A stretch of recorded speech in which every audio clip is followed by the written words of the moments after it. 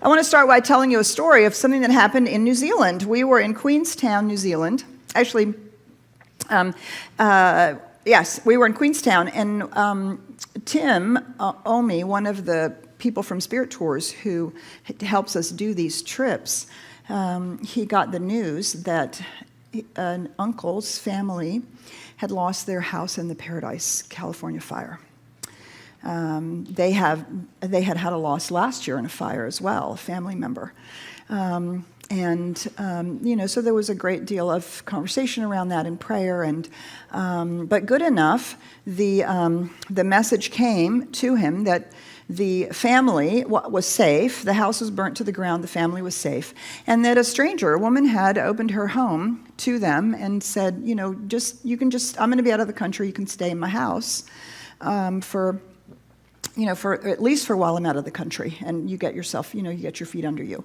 And so here Tim is in the elevator in the hotel in Queenstown, New Zealand, with a few women.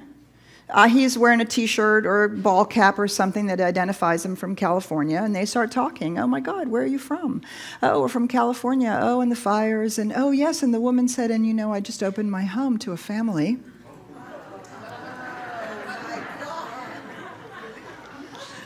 And is that wild or not? What? Oh my God, Tim says, my family what's the name of your family? Sure enough, it was Tim's uncle. It was the family, Tim's family, who was in this woman's house. And after talking to Tim, she said, well, I'm going to go home and tell your uncle they can stay as long as they want. Yeah, right? First of all, it's a small world. Second of all, what an amazing thing when we see that love manifested, demonstrated in such an extraordinarily open way. And so that's what we're doing this month in the holiday season, is we're fanning the flame of love. So and we're actually wrapping up our whole annual theme, Ignite the Power Within. What is that power within? Well, ultimately, it's the power of love. It is the recognition that we use this law that is the mental and spiritual creative power in the universe, but it is the impulsion of love and the truth about love and the reality of love, the power of love. So today we're going to talk about discovering fire. Love, discovering the fire that is this love. And it is inspired, actually the whole month is inspired by this quote. Someday, after mastering the winds, the waves, the tides, and gravity, we shall harness for God the energies of love. And then for the second time in the history of the world, humans will have discovered fire. Pierre Teilhard de Chardin. So what happened when we discovered fire? Well, first of all, we didn't discover fire, right? 1 million years ago, we harnessed fire. We saw fire and lightning. We saw lightning strike. We saw grasslands burn and trees burn. But we learned to harness fire. Actually, when we were with the Aboriginal teacher in Australia, he showed us the little seed pods that had little cones, little areas on them, like it was a big seed pod in little areas, and it was the place where the women would put the ember or the spark from their fire when they traveled from camp to camp and place to place. And it was the place where they kept the fire alive in this little cone so that they could move around and their fire would survive. Right? And so we didn't so much discover fire as we learned to harness fire. And we learned to carry that fire around. Now, and produce it at will. The discovery of fire changed everything, right? Changed absolutely everything. We were no longer at the mercy of the weather. More importantly, it was something around which people gathered. It created community in a whole new way. We were able to stay in places because we were able to keep ourselves warm and dry. The production of food changed entirely. We were now able to cook meat, make bread, which before fire we weren't able to do. And over time, fire is the seed of all agriculture, all industry. It's the cornerstone of civilization. When we discovered fire, it absolutely changed everything. So as we're fanning this flame of love, we are rediscovering fire. So when we discover love, what does it mean to harness love? What does it mean to harness love? Karen and I had an interesting conversation about this over this past week as she was preparing for this talk, right? Love is a verb. When we think about love spiritually, love is a verb. It's not necessarily a romantic emotion. It is a way of being in the world. But from a spiritual point of view, Chardin talks about love as the attractive energy that binds all reality together. From atoms to humans, it's the very expression of God in life. Love. It is the attractive force that binds all of reality together. Now, what you may not know about Chardin is that he was a Jesuit priest, a philosopher, a paleontologist, who really sought to marry spirit and science. He went into World War I not as a chaplain, but as a foot soldier. And there he discovered the oneness of humanity in the trenches. And he discovered the diversity and the joy of diversity in that humanity in the trenches. We have countless journals and writings that he did during that time period because he didn't know whether he was going to survive or not. When he came out of the trenches in World War I, he started writing. And the church was very concerned. They were very concerned because he was talking about evolution as the expression of divine love. And they were concerned that he was too interested in science and not enough interested in spirituality or in religion. And they were particularly concerned that if this were true, what does this do to the story of Adam and Eve and original sin? So Chardin was not actually allowed to publish any of his writings. They were actually all published posthumously. But his fundamental premise was the idea that each one of us is linked to all that is, all the material, organic, and psychic strands of our being are all linked to everything around us. As a Jesuit priest studying Christianity and science, marrying spirituality and science, this is the conclusion he came to. Now, in the science of mind, we receive this information directly through Thomas Troward and from Hinduism, right? Thomas Troward is our conduit for this particular idea that comes directly out of Hinduism. And in Hinduism, it is stated, consciousness sleeps in the rocks, waves in the grass, moves in the animal, and awakens in the human being. The continuation of consciousness, the evolution of consciousness. This is the wheel of co-creation, which represents this evolution. This particular image is Barbara Marx Hubbard's. For those of you who are familiar with her, Barbara Marx Hubbard, her work with Chardin's work and the work that comes out of Hinduism and New Thought is this notion of the evolution of consciousness, that the physical evolution is the outpicturing of the evolution of consciousness. And the universe is all about this process. The whole drive of evolution is to this awakening. And Chardin talked about, his belief was that humanity would develop capacities for a collective global intelligence, that we would evolve to that point. That the universe includes both an interior as well as an exterior, mind as well as matter. And he said the coming stage of evolution won't be driven by physical adaptation, which is everything up until awakening, but now by human consciousness, creativity, and spirit. It is, in fact, up to us to evolve it further. This is precisely and exactly what the science of mind teaches.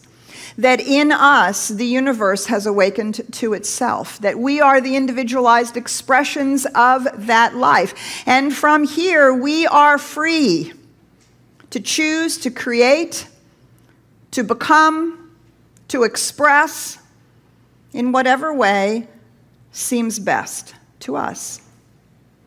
And of course, that is a part of the process of education that we experience as we express ways that are not in alignment with the direct movement of evolution. This evolution is the trajectory, the impulse of life seeking to become and to become aware. In the science of mind, we call that love. Teilhard de Chardin called that love. The heartbeat, the impulse of the universe itself to evolve, to give of itself, and to become and express in all of creation, which fundamentally says that all of creation is part of the same thing. All of creation, I don't want to go there. All of creation is whole, is a wholeness. It's a part of that whole. And the impulse of evolution is to awaken to see that. Do you see? The impulse of evolution is to create consciousness, to create a consciousness that can awaken to see itself as a wholeness, in the oneness, in the totality. So if you want to read more about this, I highly recommend these two books. This is The Divine Milieu. We don't have a book of the month for December because we know you're all busy getting prepared for the holidays. But I highly recommend these two books. These are classics in emergent evolution, which Ernest Holmes is a phrase that Ernest Holmes uses, emergent evolution. And it's The Divine Milieu and The Phenomena of Man. Both of them were published posthumously after Chardin's death, and they really set the stage for a lot of what's been happening in the growth of consciousness in the last 30 years. Even 50 years. Interestingly enough, Chardin and Einstein both passed away in 1955, the same year. I cannot recommend these books highly enough. The other book I would recommend, somebody asked me a while back, what are you reading? I finished not too long ago the current modern day version of this book. It's called The Unbearable Wholeness of Being. The Unbearable Wholeness of Being. And this woman is also a Catholic. I believe she's also a Jesuit. And she starts back with the original ideas of Augustine and the teachings of Jesus. And she follows through with this Chardin idea all the way into quantum physics. And oh my God, you want to really, really get an intellectual understanding of oneness. These are the books to read. Elia, her first name's Elia, The Unbearable Wholeness of Being. I can't remember her last name, but there is no other book like it. And it's really extraordinary. So what then is love, other than, on the one hand, this trajectory, this evolution, but it is also the recognition of this fact that we are one, of this fact that we are part of the whole. Rumi says, you are not a drop in the ocean. You are the entire ocean in a drop. You are not a drop in the ocean. You are the entire ocean in a drop. You are the universal made individualized. You are the place where the universal is awakening to itself as the universe, as this undifferentiated, unseparatable whole. So fundamentally, love is the spiritual reality of healing our sense of separation. Not just our sense of separation from each other, not just holding hands and singing Kumbaya, which is, however, quite wonderful, but the fundamental belief that we are somehow in this material universe where everything is separated from everything else. And we're just random things that are running into each other and that we're somehow, things are caused outside of ourselves.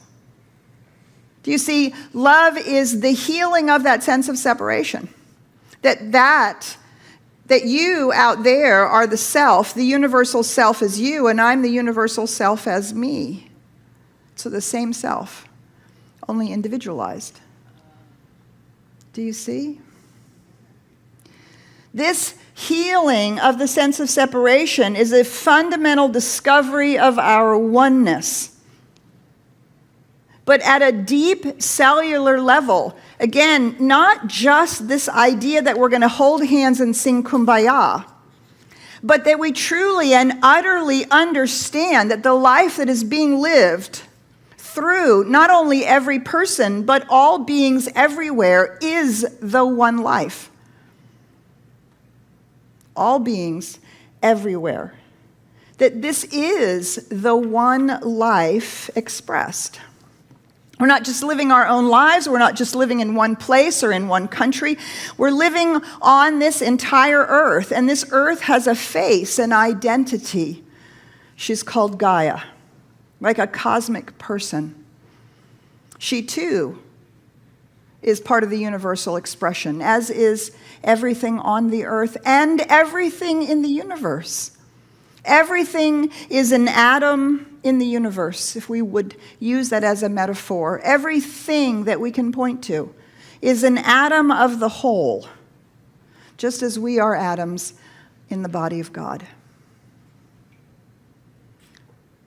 Inextricably linked, inextricably one with that whole. Many years ago, I was told a story by some friends of mine that they were out in Seattle, and they were shopping at a store, and they were having to return something, right? And the woman who went up to return the item, she was an Asian American in Seattle, and accompanied by friends who were not Asian American, who were Caucasian. And the sales clerk at the store kept having conversations with the Caucasian people. And they kept saying, but she's the one who wants to return the item. Oh, yeah, so we can return the item. But let me tell you about a sale. Let me tell you about what you can get. Let me tell you about what you should do. You should be talking to her. You should be talking to her. Why are you talking to us? And I remember this couple telling me that they had never experienced someone being so invisible, not being seen as part of the one. And they went away and they asked themselves, when am I not seeing someone? When am I making someone invisible? And am I willing to take responsibility for this? That was a huge awakening for me when that was shared with me. Am I willing to take responsibility to see the oneness of each person? Not just intellectually, but no, actually you're there standing in front of me, and see that, be that with someone. On the other side of our sense of separation is a completely different way to relate to each other and to all beings and to all life. Do you see? It absolutely changes everything, the way the discovery of fire changed everything. Can you imagine what would happen to our culture, our society, our business, our industry, our politics, our nations, and our world if we lived on the other side of our sense of separation?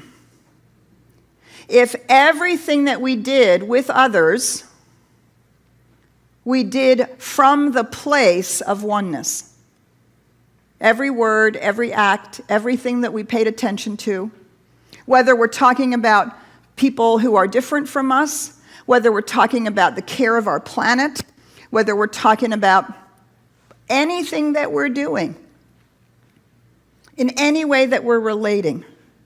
You see, you and I are part of this whole, and everything and everyone else is too. Love is the awakening to this realization.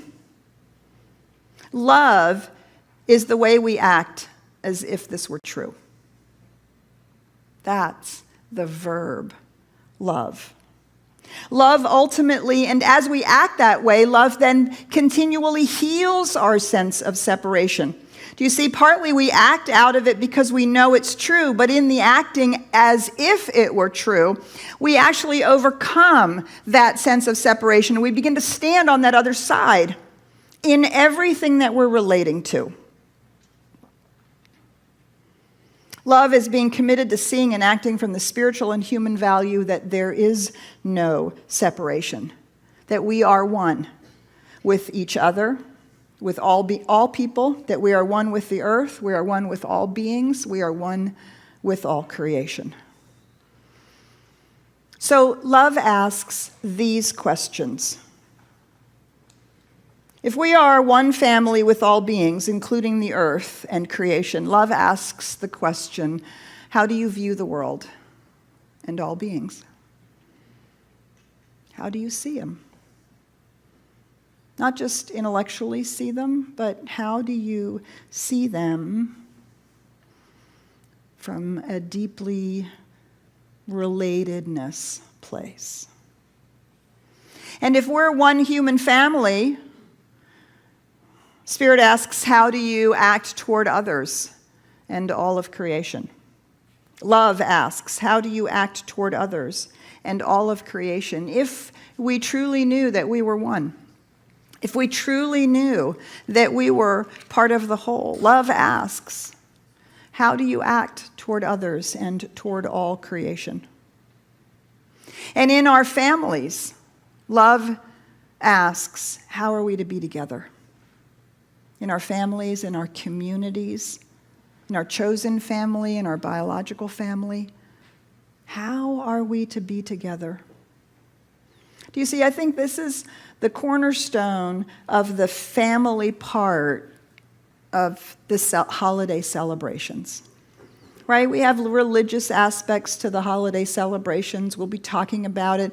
The ritual team has put up beautiful altars all around our campus. We have an altar for Kwanzaa, for Christmas, for Hanukkah, for Bodhi Day, and the whole breezeway is our altar to the winter solstice. We celebrate all those holidays during this time of the year. And each and every one of those holidays revolves around gathering together. Gathering together in spiritual community, gathering together in family, gathering together around the dinner table. Sometimes we don't choose to gather with our biological family. We gather with our chosen family. But in every case, this is the seed. And this is a part of what we celebrate this time of year. And I don't know how it is for you, but when I'm driving around in my car and I've got the radio station on that's playing nothing but Christmas music, and they're all about, and I'm all into my childhood, and it's all, and I feel all happy and loving and all that stuff. And then I decorate my house, and I'm like, oh, this is so yummy. And then I come out here, and I see how yummy it all is. And why aren't we that way every day? Why does it take a holiday season? Well, it takes a holiday season to remind us, right? This is the remembering. This is a piece of what it is that we're doing, and why it is that in our families we have the opportunity to absolutely experience this. And when love asks, how are we to be together, we're not just talking about a worldly wisdom. We're not talking about getting ahead or keeping up with the neighbors. We're not even talking about diversity and inclusion. Diversity and inclusion wouldn't even be a conversation or an issue if we are on the other side of a sense of separation. Because we are already included. You can't be unincluded. We can only uninclude people because we see them at the other side, on the other side of something. But when we're standing in that place of deep and profound spiritual understanding that life is us, and we are life, everything is included. We're all one, and the diversity is that joyous expression of uniqueness in all of its multiple forms. And so this month, as we're fanning the flame of love, We have a glimpse of what's possible. You know, sometimes people say to me, well, you know, on Sunday mornings we get together and we're here in community. And if you're watching online, it's really, you get the experience of being here in community on Sunday mornings or on Wednesday nights. And then I hear people say, well, I'm going to have to go back out into the real world. Okay, let me tell you, this is the real world. Because this is the vision that we hold. This is what love looks like. This is what it means to be and behave towards others and towards each other on the other side of a sense of separation. And so when we have those moments in our holiday season, out from underneath the fast and furious doingness of it all, but we have those moments where when we have gathered, don't take it lightly. And I notice that sometimes in my past, I've said, oh yeah, well, this is great, but it'll be different tomorrow, right? But no, let's hold it as the mental equivalent. This is the glimpse. This is the glimpse of what love looks like. And imagine that we would discover that not only around our own dinner tables or with our own family or friends, but that becomes cultivated. That's the flame that we're fanning. That's the power that we're igniting. And that we will have discovered fire for a second time. That's the possibility. Chardin's quote, "Someday after mastering the winds, the waves, the tides, and gravity, we shall harness for God the energies of love. And then, for the second time in the history of the world, humans will have discovered fire." So this holiday season, as we fan the flame of love, I'm really going to invite us to discover that fire and to allow that love to change everything. Let us pray. So I invite you to go within with me now to that one infinite power and presence, that one life, that one love, that one joy that is the impulse of life itself. We sing about it at the holidays. We see it in the face of our children. We experience it as we hold hands with our beloveds. We presence it as we laugh with our friends. This is the real world. This is the truth. This is a glimpse of the infinite love, the infinite joy, the infinite presence that is life itself. And so as we move into this holiday season, let us commit together to fan the flame of love. Let us know as we do so that we become a place where oneness is revealed, that we heal the sense of separation. We stand in that place of unity and wholeness that brings healing wherever we go. And out of that, love is revealed, joy is made manifest, and we are truly, in truth, evolving humanity.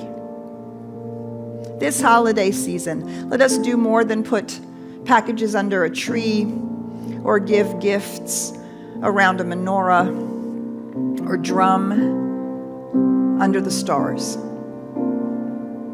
Let us give the gift of love to humanity and be that presence wherever we go. And because we affirm this, we claim it. We claim it as the reality. We know it's already done. We are lifted by this truth, guided, guarded, and directed in all that we do. And if you, like me, choose to fan the flame of love this holiday season, let us affirm and declare it together by saying, "And so it is."